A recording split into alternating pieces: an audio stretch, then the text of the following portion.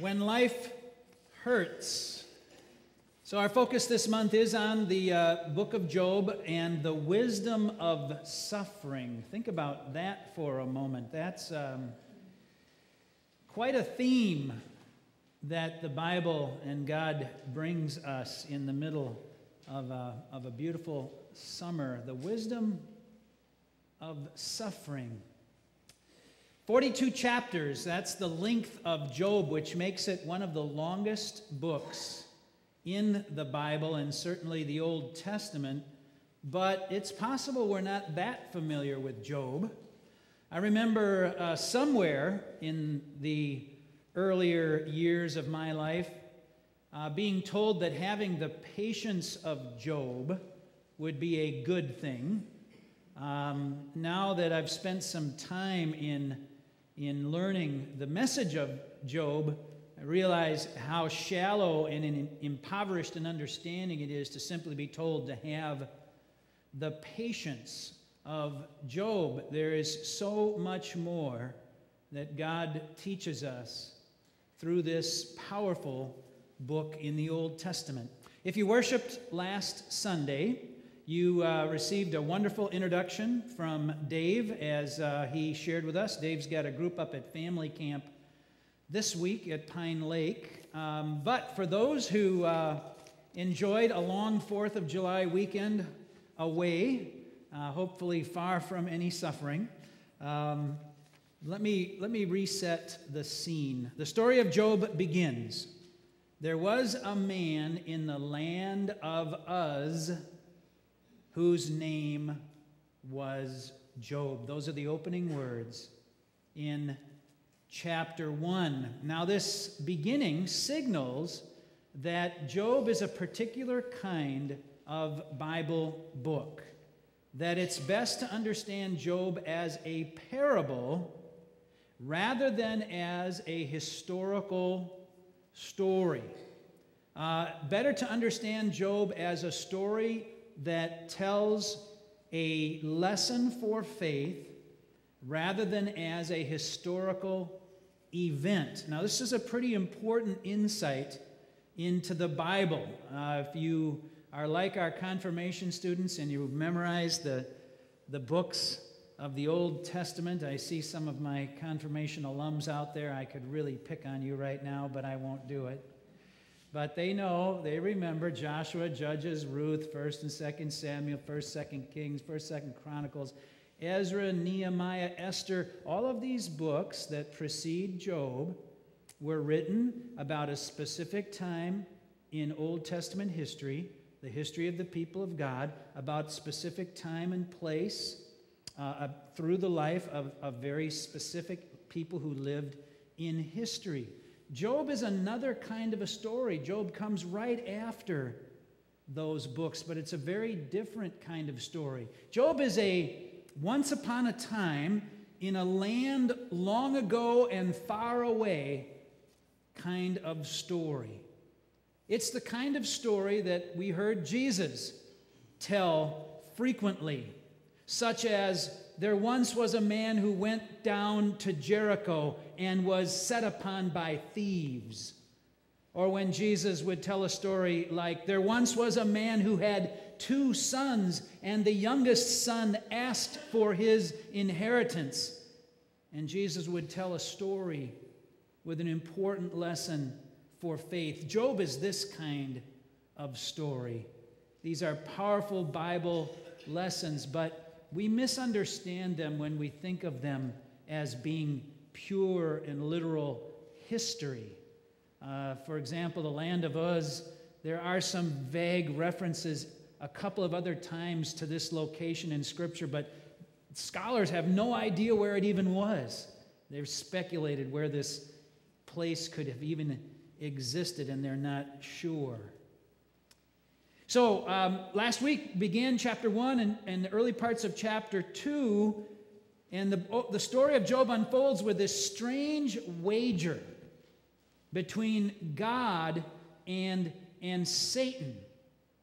And in this strange bet that unfolds between God and Satan, Job is at the heart of the story. Job's faithfulness to God is being wagered. And in the process, Job loses everything that is dear to him.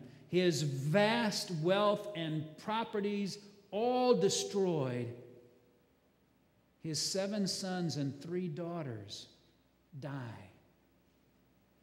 Now, at first, Job is this patient guy that we may have heard about, but quickly as we get towards the end of chapter 2, and then solidly in chapters 3 through 41, the story of Job becomes much more complicated. As chapter 2 comes to a close, Job's flesh itself is now being eaten away with painful sores from the soles of his feet to the crown of his head. And this is where we're going to pick up the story today as we present the word. Thank you, Jeannie, for helping, and I'll have you all help me in just a bit as well. John, you can advance these slides for us. In the 14th chapter, Job writes and says, "For there is hope for a tree, if it is cut down, that it will sprout again, and that its shoots will not cease. Though its root grows cold in the earth, and its stump dies in the ground, yet at the scent of water it will bud and put forth branches like a young plant. But mortals die and are laid low. Humans expire. And where are they? As waters fail from a lake, and a river wastes away and dries up, so mortals lie down and do not rise again until the heavens are no more. They will not wake or be roused out of their sleep. Oh, that you would hide me in Sheol, that you would conceal me until your wrath is past, that you would appoint me a set time and remember me. If mortals die, will they live again? All the days of my service I would wait until my release should come. You would call and I would answer you. You would long for the work of your hands. Oh, that my words were written down," Job writes in the 19th chapter. "Oh, that they were inscribed in a book. Oh, that with an iron pen and with lead they were engraved on a rock forever. For I know that my Redeemer lives, and that at the last he will stand upon the earth. And after my skin has been thus destroyed, then in my flesh I shall see God, whom I shall see on my side, and my eyes shall behold, and not another. My heart yearns within me." This is the word of the Lord. Thanks be to God.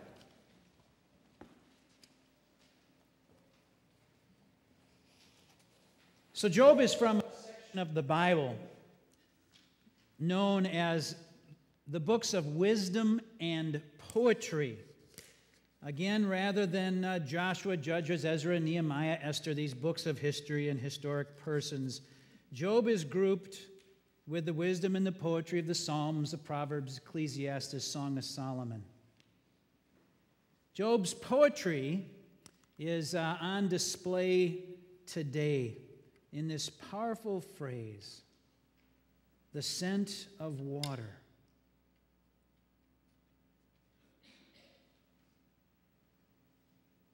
He writes of wisdom and poetic words in order to communicate to us. God communicates through the wisdom of an ancient story and with poetic words, a message for our faith And his poetry is on display in these words. There is hope for a tree, he writes, in despair. If it's cut down, they sprout again. The roots will not cease. The roots grow old in the earth. The stump dies, and yet at the scent of water, it will bring forth shoots. But what of people and mortals who die and are laid low and expire? Where are they? The patience of Job? Despair and helplessness permeate Job. Oh, that you would hide me in Sheol, Job says in the 14th chapter. Sheol was this Hebrew understanding of what we use with the word hell. But it was not simply this place of torment or punishment. It was a place where one was removed from God, where one would be removed from God and God would no longer be accessible. And Job is crying out in his suffering in the same way we might be when we love someone dearly, but they hurt us so much that just seeing them brings up all this pain, and we would rather be separated from them, and we think it would be better if we didn't see them again because this relationship is so painful. Oh, remove me to Sheol where I will be separated from you, oh God. Job is crying out in his anguish.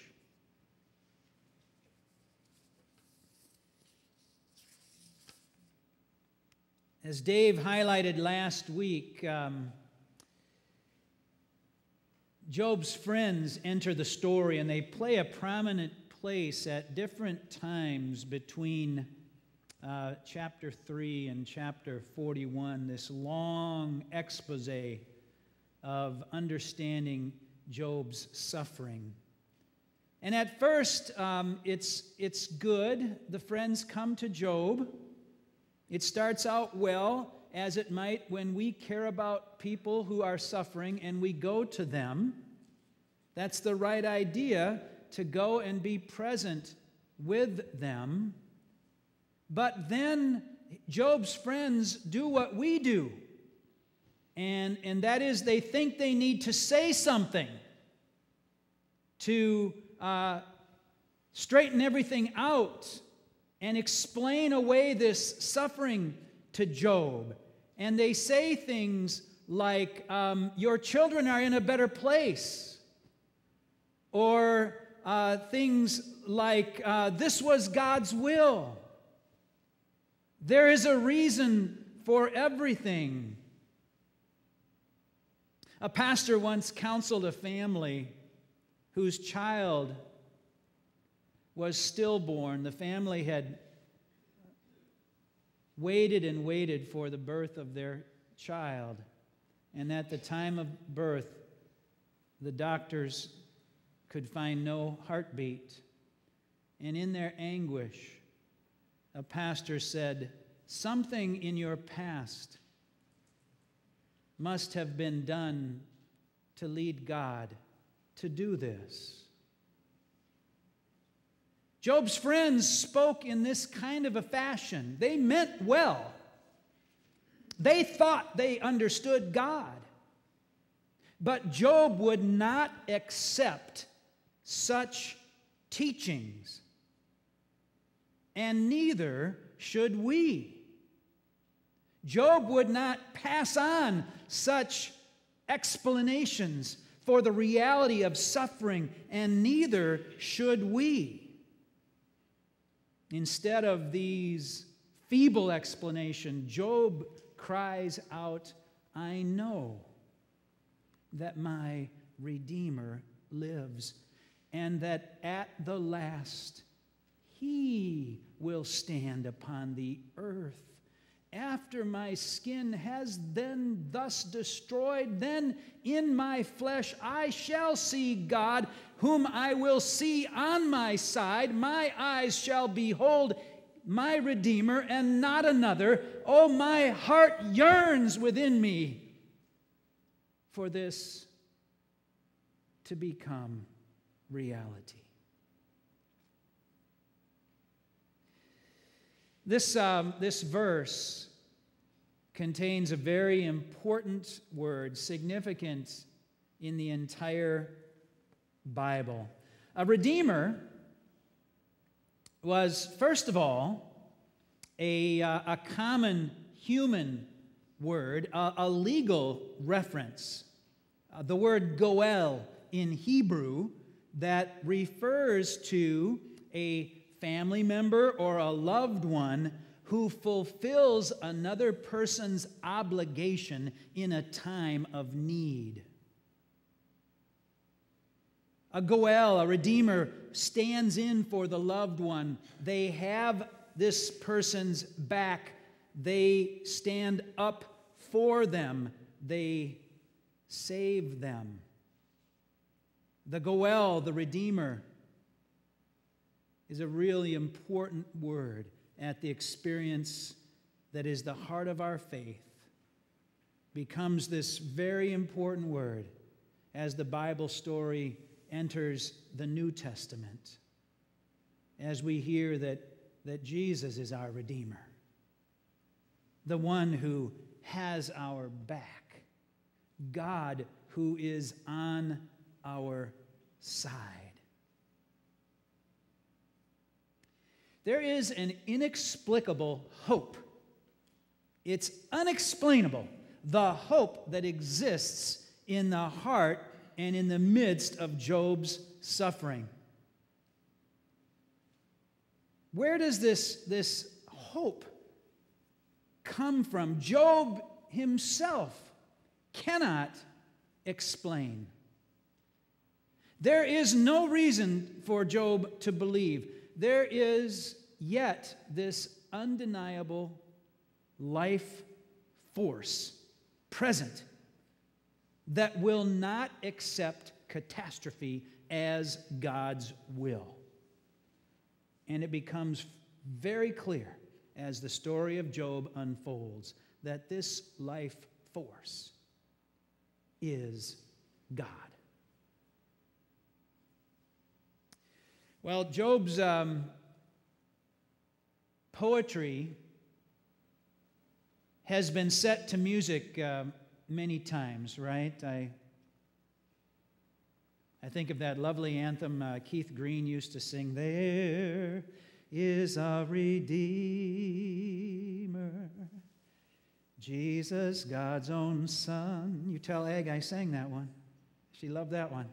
There is a Redeemer. Keith Green, who would die in a plane crash. Can you imagine the grief his family felt? And they play that song, "There is a Redeemer."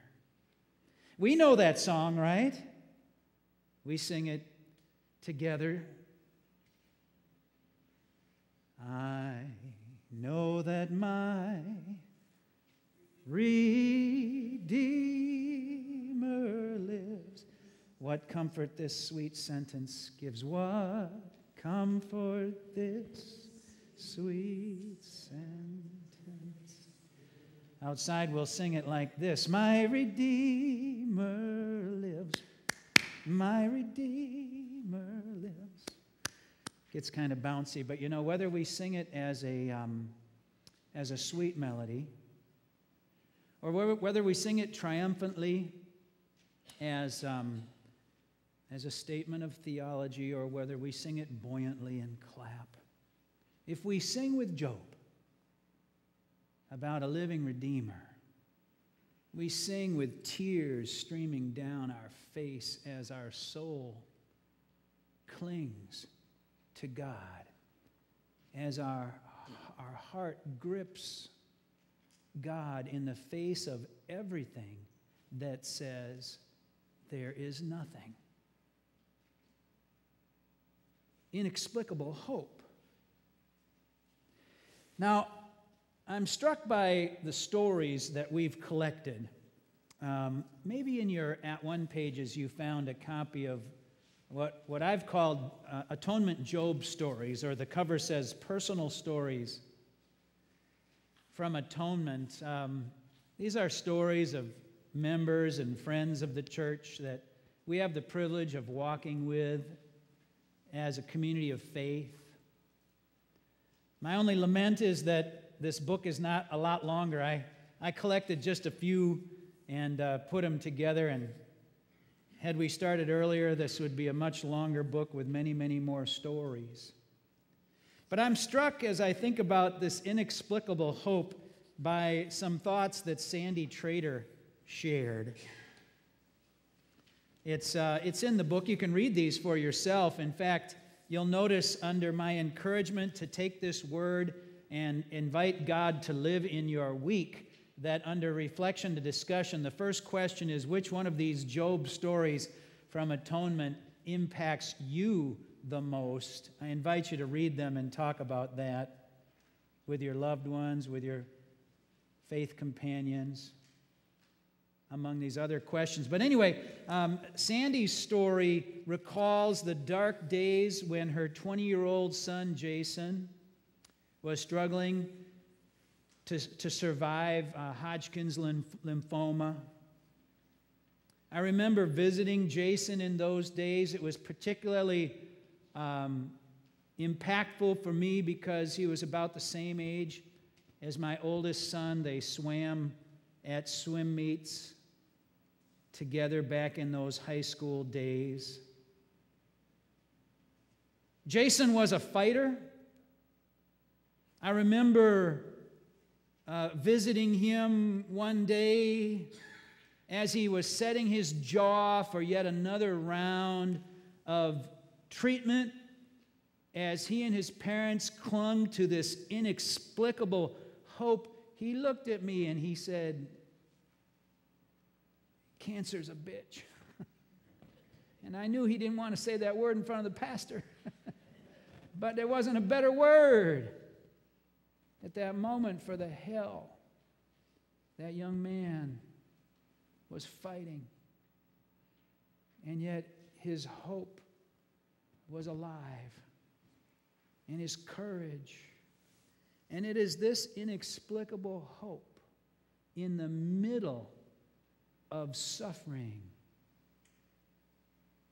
that is the wisdom of Job.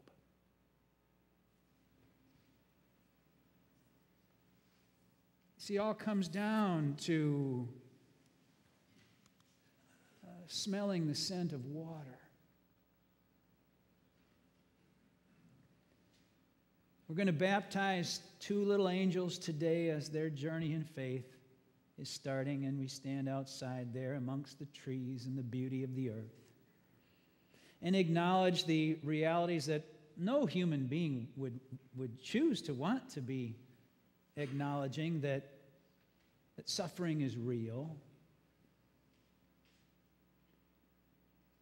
And yet when we stir up that water, and if we just smell, we know there's a life source that's always been part of God's movement, life itself coming out of water. What is this miracle of life? The presence and the power of God alone.